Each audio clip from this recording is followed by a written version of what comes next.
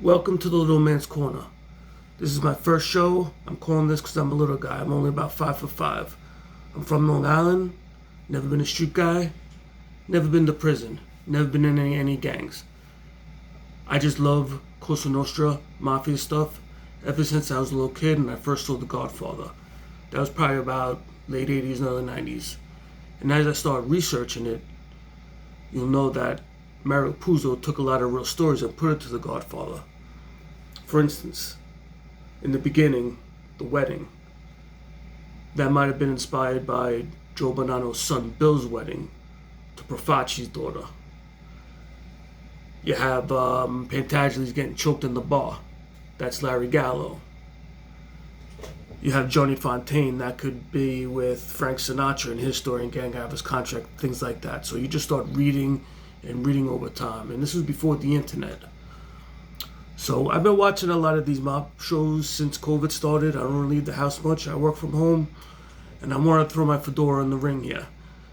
And I know you see my friend back there. Besides LCN type of stuff, I love reggae. Rastafari. That's my sidekick back there. We're going to call him Rastunzio. Now I'm going to try to be original and not do things repetitive that other content creators do. But I want to put my own twist on it. So I like talking about the LCN, organized crime, history, movies, and books. This book right here is the Mafia book, the FBN, Federal Bureau of Narcotics. It was released in the early 60s. It's one of my favorite books because you don't really need to get into it. You know, you can just open it up and look at it. No story per se. It's not a traditional book.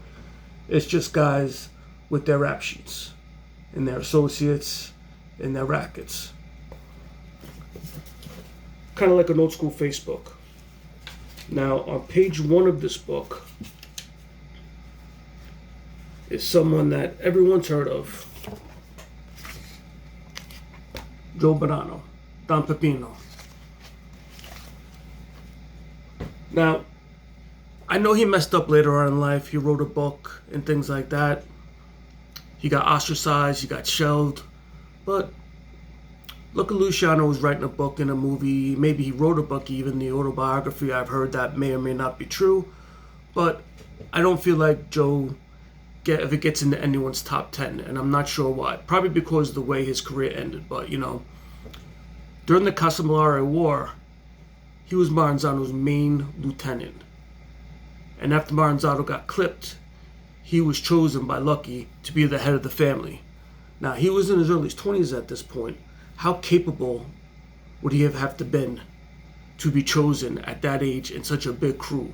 The Castellari crew, Maranzano's crew, was big. They went up against Joe the Boss. They had help from others, but they were pretty much the driving force behind it. And Joe Bonanno was picked to be the leader of that brigada when the commission was started. Now, he had a 30-year run, over 30 years, more than most bosses, more than Carlo Gambino, everyone's favorite boss, more than the Chin even. Nothing against those guys, of course.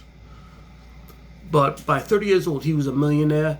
He had the normal rackets, loan sharking, prostitution, sports betting, and drugs.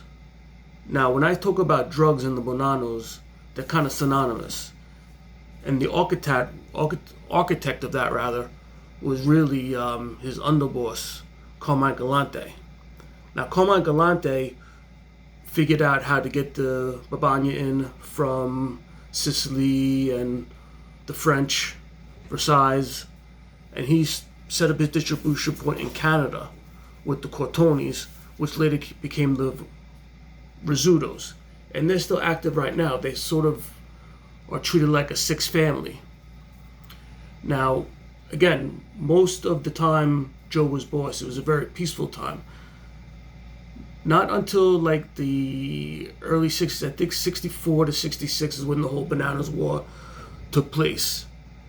You know, he tried to get Tommy Lucchese clipped and Carlo Gambino. He failed. Joe Magliocco told the commission about it, and pretty much at that point he was shelved. But people make a big deal out about it, but Carlo Gambino also had a boss clipped.